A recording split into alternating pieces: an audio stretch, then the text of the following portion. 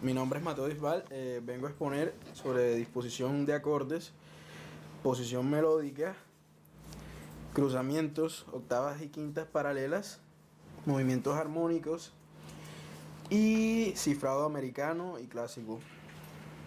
Hablando sobre la disposición de los acordes, tenemos los que son cerrados y abiertos. Para que un acorde esté en disposición cerrada, entre la voz de la soprano y la voz de la contralto no debe haber nota de acorde disponible. Asimismo, entre la contralto y el tenor. Por ejemplo, aquí en la primera blanca del primer compás tenemos que entre la soprano y la alto tenemos las notas de fa y la. Vemos que no hay notas disponibles en el acorde, un acorde de fa.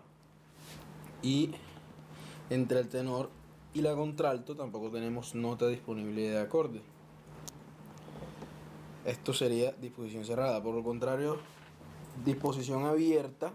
En el segundo compás en la primera blanca, por ejemplo, tenemos disposición abierta, ya que tenemos nota de acorde disponible entre la soprano y la alto. Vemos que tenemos un sol y un mi, y tenemos el si disponible de acorde. Esto vendría siendo disposición abierta. Con respecto a la posición melódica, se refiere a la nota ubicada en la soprano. Si nos vamos al primer acorde, un acorde de fa, nos damos cuenta que la nota que tiene la soprano es un la, y el la en el acorde de fa es su tercera. Eso quiere decir que estamos en posición de tercera. También existe la posición prima, que sería en la fundamental, y en posición de quinta, que sería por supuesto en la quinta del acorde. En el segundo compás, en la primera blanca, tenemos un acorde de mi. Vemos que la soprano tiene la nota mi. Eso quiere decir que estamos en posición prima. Vemos también en el segundo compás, en el acorde de la, que tenemos en la soprano la nota mi. Vemos que esta sería la quinta del acorde. Eso quiere decir que estamos en posición de quinta. Ahora hablemos de cruzamientos. A simple vista tenemos esta conducción y esta. Visualmente se ven bien, y sonoramente escuchemos.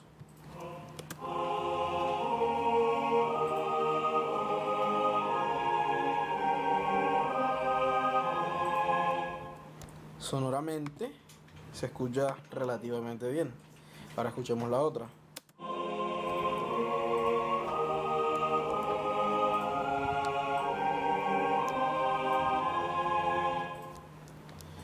Sonoramente pues las dos se escuchan bien, pero hay detalles en la escritura, en la manera en la que se hizo la conducción melódica. Por ejemplo, el cruzamiento se da cuando una voz, por ejemplo el bajo, excede al tenor, o el tenor excede a la contralto, o la contralto a la soprano. Por ejemplo, en el primer compás, en el segundo acorde, tenemos un acorde de si bemol, y vemos visualmente no parece que se estuviera cruzando con nada, pero si vemos la nota en la que está el tenor, sería un re, sería un re, y la nota en la que está la contralto sería un si. Ese si está por debajo del re que está haciendo el tenor, por ende tenemos un cruzamiento en esa sección. Continuando con el tema de los cruzamientos, aquí tenemos en un recuadro negro el cruzamiento que expliqué anteriormente. Ahora, siguiendo con las quintas y octavas paralelas, ¿cuándo se dan?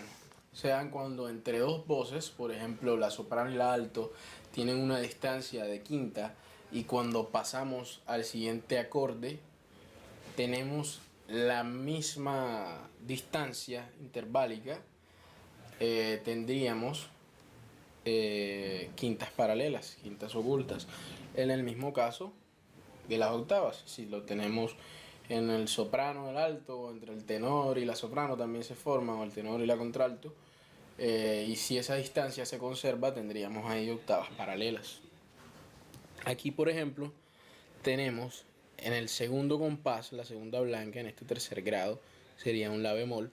Vemos que la contralto tiene un la bemol y la soprano tiene un mi bemol, teniendo así una distancia una quinta. Luego en el siguiente acorde, en el sexto grado, tenemos un re bemol. Vemos que la contralto tiene un re bemol y la soprano tiene un la bemol, conservándose así esta distancia interválica de quinta. Aquí vemos que en este recuadro azul tenemos quintas paralelas. En el último compás, en las voces del tenor y el bajo, vemos que en el quinto grado que tenemos aquí, que sería un do, vemos que el bajo tiene un do y el tenor también tiene un do, pero en la otra octava vemos que tenemos una octava ahí. Luego, en el acorde de fa que tenemos, el bajo tiene un fa y el tenor también tiene un fa, por lo que se conserva la distancia interválica aquí. Y vemos en este recuadro rojo que tendríamos octavas paralelas. Ahora, pasando a este ejemplo, que lo tenemos más adecuado, vamos a hablar de los movimientos armónicos. Los movimientos armónicos que tenemos serían movimiento directo, que es cuando dos voces se mueven en una misma posición, pero no con la misma distancia interválica. Movimiento paralelo, que es cuando se mueven en la misma dirección y conservan la misma distancia interválica. También tendríamos el movimiento oblicuo, que es cuando una se mantiene y la otra se mueve. Por último tendríamos el movimiento contrario, es cuando una sube y la otra baja, cuando se mueven en direcciones contrarias.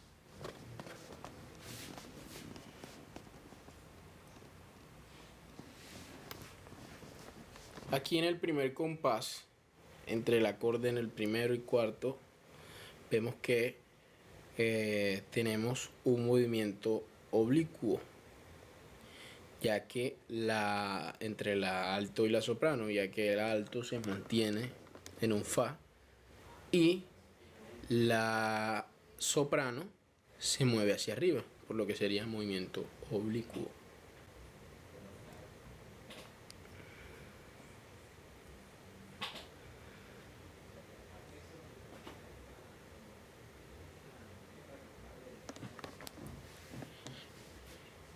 En el tercer compás vemos que tenemos de un sexto a un segundo grado y entre la alto y la soprano nos damos cuenta que hacen un movimiento paralelo. Vemos que tienen una distancia de sexta y se conserva la distancia interválica de la bemol a fa y de si bemol a sol. En el primer compás, entre el bajo y el tenor, vemos que tenemos un movimiento directo. Vemos que las dos voces suben, pero no conservan la misma distancia interválica. En el segundo compás, entre la voz del tenor y el bajo, en el movimiento del séptimo grado al tercero, nos damos cuenta que tenemos un movimiento contrario, ya que la voz del tenor sube y la voz del bajo va hacia abajo. Con respecto al cifrado americano, lo vamos a hacer aquí en tiempo real.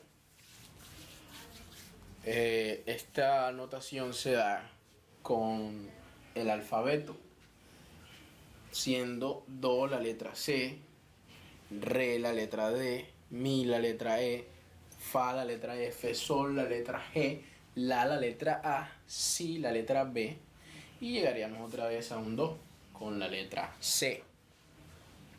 Entonces, ¿cómo cifrar? Ya lo vimos en las fórmulas de acordes de la pasada exposición. Entonces vamos a hacer el cifrado americano de esta conducción. Esta conducción está en fa menor. Entonces, el primer acorde que tenemos tenemos en el bajo un fa, tenemos en el tenor un la, tenemos en el alto un fa y en la soprano tenemos un do. Entonces lo que hacemos es ubicar por tercera las notas. Entonces tenemos un fa,